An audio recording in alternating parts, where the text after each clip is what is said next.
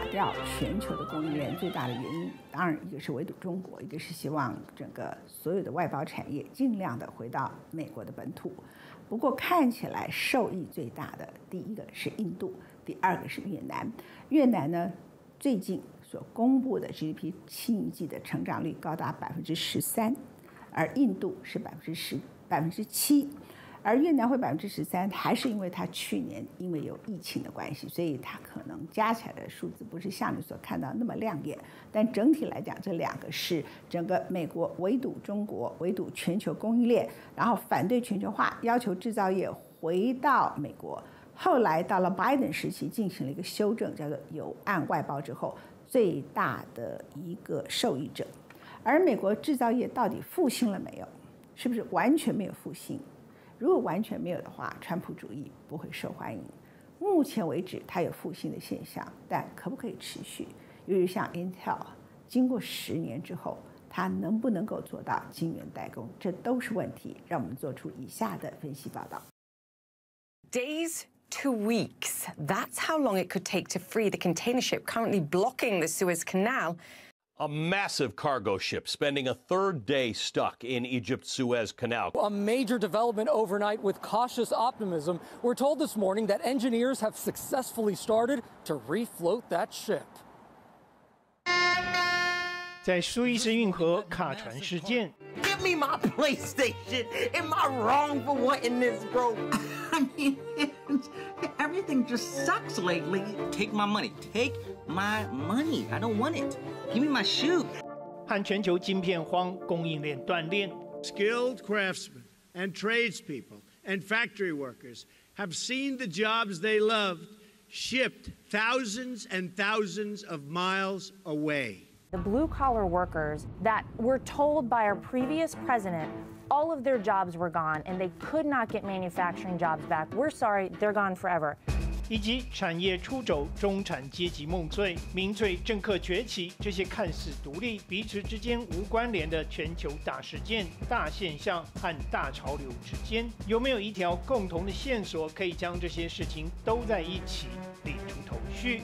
答案可能并不在于找到一个共同的因，而是在这些事件的推波助澜之下，导向什么样的果，让主流的权威经济理论遭遇严重挑战，贸易流向反转偏移，而自上个世纪80年代以来所建立的全球化供应链，也不再被视为理所当然。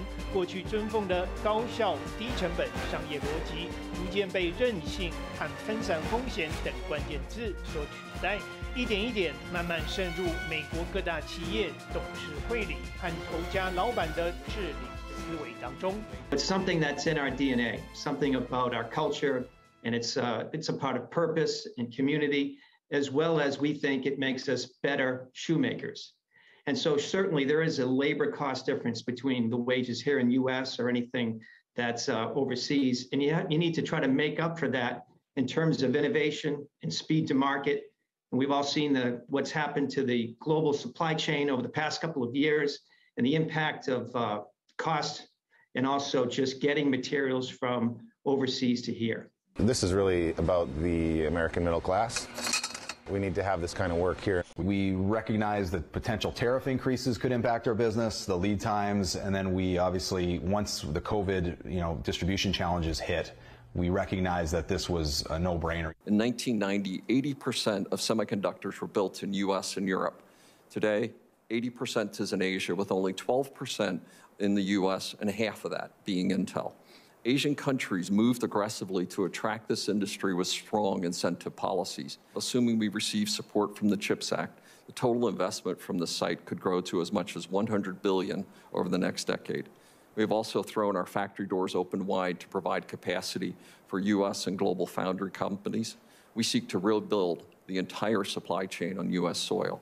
An economy based on American manufacturing and American know-how. American manufacturing is coming back bigger and better. Our manufacturing future, our economic future, our solutions to the climate crisis are all going to be made in America. 如何让制造业回流，是近期3任美国总统心心念念的执政方向和挑战。然而，基于亚洲制造强大的低成本诱因，美国各主要企业甚至是整个产业把厂房连同技术一起搬到海外的情况，早已在过去40年成为既成事实，而难以挽回。力之所趋，企业界对于华府自奥巴马以降的政府高层道德劝说，多半仅回以口头上的敷衍，鲜少有实际动作，直到新冠疫情爆发，牵动一连串骨牌效应。One word sums up the feeling along every line of the supply chain: frustration. Well, the shortages and delays in the global supply chain threaten a total paralysis. When the pandemic hit, businesses anticipated that the COVID recession was coming. They thought that demand was going to drop. But something funny happened. The opposite of what all of these businesses and economists predicted happened. Demand exploded. People bought things like crazy, and now supply chains are choking on that record demand. Everyone has had the experience of not being able to get something, and everyone has had the experience of paying more for something. Prior to the pandemic, most of us just took it for granted that we could get things ever faster. E-commerce made it seem like everything was right at our doorstep. But the pandemic showed us just how unsustainable and unrealistic that expectation is. 全球化经济里，最小成本、最高效率、最大利润这3大原则，促成了全球供应链的成型。此一由绵密的海上网络、空中航线和即时通讯所交织而成的国贸网络，精巧包装和隐藏了每一件商品背后从无到有所必须经历的大量转包、组装、运送漫长的过程。但一场跨国疫情在短短2年之内就揭穿这个由大型跨国企业花费数十年建构起来的低成本、高效率假象。一旦碰上了运河卡船这种随机发生的物理障碍，崩坏速度是有多么的吓人。体认到这个事实，再加上美中关系受地缘因素影响持续恶化，迫使美国企业界不得不放弃所有大碗的海外代工，开始认真思考把工厂拉回来，一步一脚印，重新在美国本土上扎根，建立起本地供应链。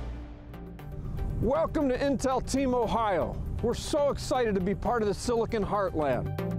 I'm standing on the nearly 1,000-acre property in Licking County, where Intel will soon build 2 new state-of-the-art chip factories. Samsung has chosen Taylor, Texas as the site of its new state-of-the-art semiconductor chip fabrication plant. You know, we've got 1,200 acres in Taylor, so we're going to construct 6 million square feet of buildings. The capacity that we're going to bring online in Taylor is really going to help us give a lot of opportunity to our customers and also help us to contribute to the stability of the semiconductor supply chain problem.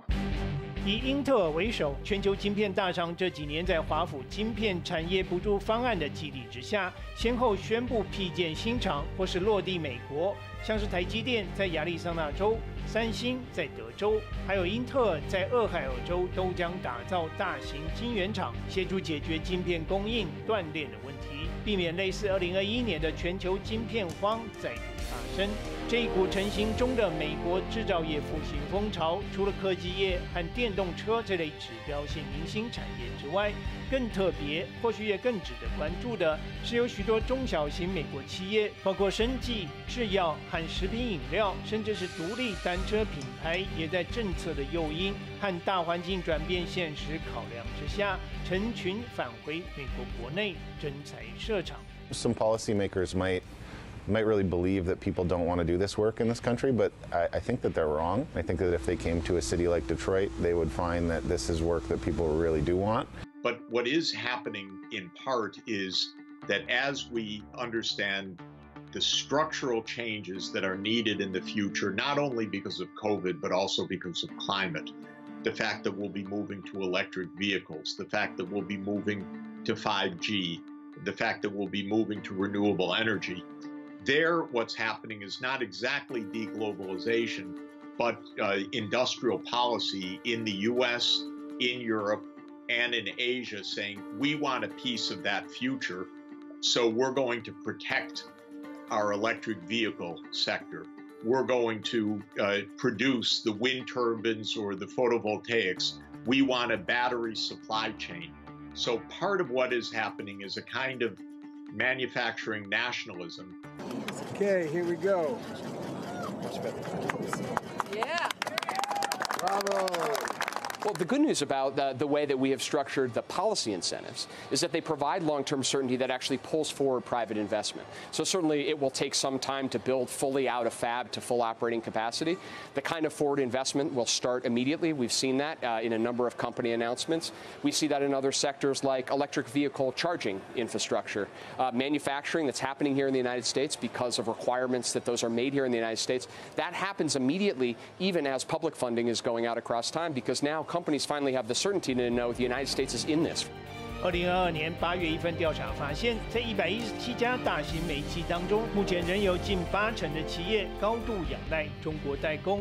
然而，同一份调查也显示了企业主对于美中关系的走向，多数抱持悲观态度，且有1/6的公司已经将部分厂房办公室移往其他国家。从基建法案、晶片法案，再到削减通膨法案。当今拜登政府仿效上世纪末的亚洲国家，倾一国之力扶植特定产业，从战略高度来打造本土供应链的政策方向已然清晰浮现。这一场美国制造业的复兴运动，牵动的将不只是美国自身未来，也将冲击到所有以出口导向、高度仰赖美国市场的亚洲经济体。